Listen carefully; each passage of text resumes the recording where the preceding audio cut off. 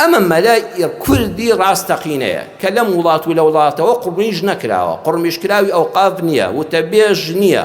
مەلای ڕاستەقینەی حجرەی مزگەوتە.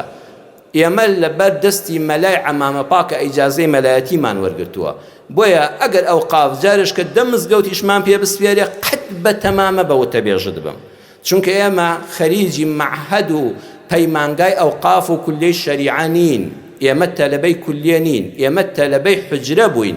چەند ساڵ بە نانەڕەق بەسکی برسی لەبەر دەستی مامۆستایەکە کە یەک بەیەکی ئەو مەلایانە تا شێخ خالیدی موفتی هەڵەبجە کە ئیجازەم لە خزمەتیا وەرگرتووە، ڕۆژێک لە ڕۆژان پیاوی هیچ دەسەڵاتێک نەبوون، ڕۆژێک لە ڕۆژان دەستیان ئاوا لێ نەکرد دەوڵەمەندێک پارەیان بخاتە بەردەستەوە. هەر بۆ معلوماتتان دەڵێم ئێمە لە مەدرسەیە کە ئیجازەی مەلایەتیمان وەرگرتووە، مامۆستای گەورەم عەلامە بوو، عەلامەی ئەم کوردستانە بوو، دەرسەکانی فەقیهەتی لەبەر دەکوتەوە، بەڵام وەڵڵاهی تا وەفاتی کرد لە دوو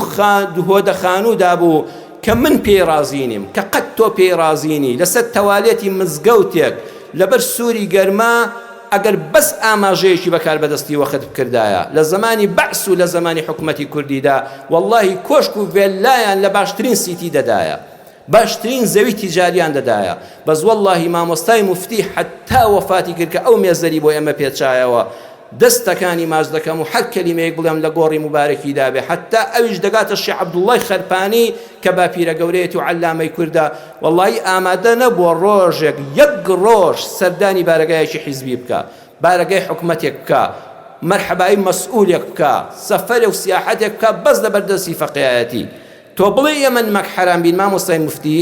ئەو مامۆستانی کە ڕۆژێ لەبەر خوا دەرستان پێوتوین یەقینتان هەبێ ناهێڵم مێزەرەکانتان لە کەدار بێ بەهۆی بەندەوە،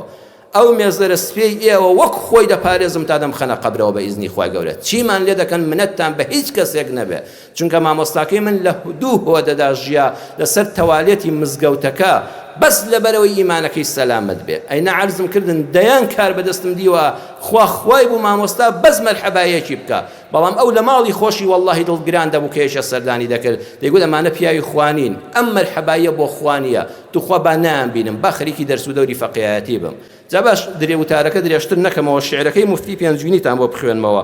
هەندێک کۆپلەی